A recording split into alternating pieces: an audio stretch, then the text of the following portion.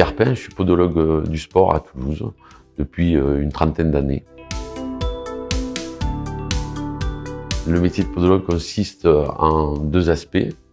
Un aspect pédicural, c'est-à-dire la pédicurie et tout ce qui concerne les soins, le traitement des affections cutanées et inguéales du pied, et un aspect podologique qui consiste à étudier l'ensemble de l'appareil locomoteur et notamment la dynamique du pied pour finaliser un appareillage qui s'appelle une paire de semelles orthopédiques.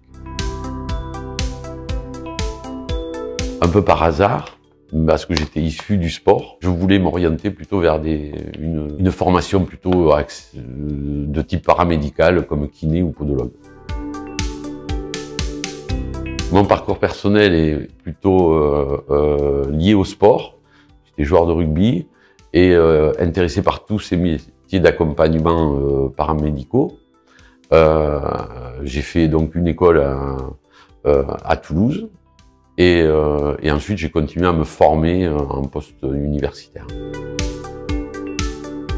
Alors la formation, c'est un diplôme d'État qui s'obtient en 3 ans dans un institut de formation en pédicurie-podologie.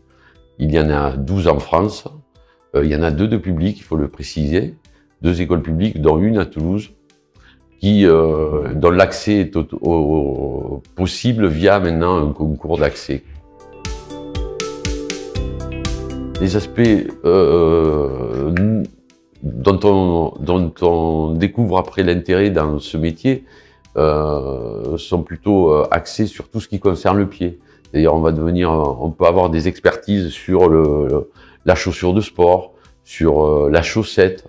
On a un intérêt très fort sur tous les systèmes informatiques. Il y a beaucoup de recherches sur l'analyse du mouvement, par exemple. Enfin, la finalité du produit étant une paire de semelles, la prolifération et tout ce qui est novateur en matériaux techniques nous oblige à nous intéresser sans arrêt à ce type d'évolution. Le plus difficile, c'est de rester constant, d'être motivé, de prendre conscience que c'est un métier libéral la plupart du temps. Donc, qui demande quand même sans arrêt une formation continue nécessaire pour maintenir un niveau de compétence voulu. D'après les informations que j'ai d'associations de gestion, qu'un débutant va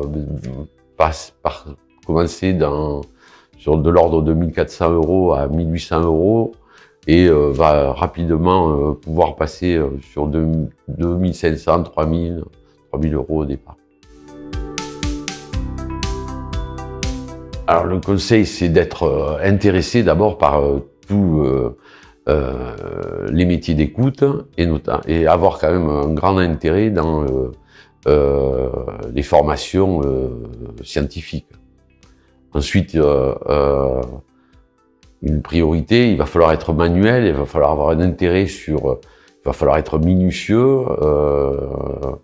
et puis ensuite vouloir être motivé pour se former tout au long de sa carrière, parce que le métier évolue sans arrêt.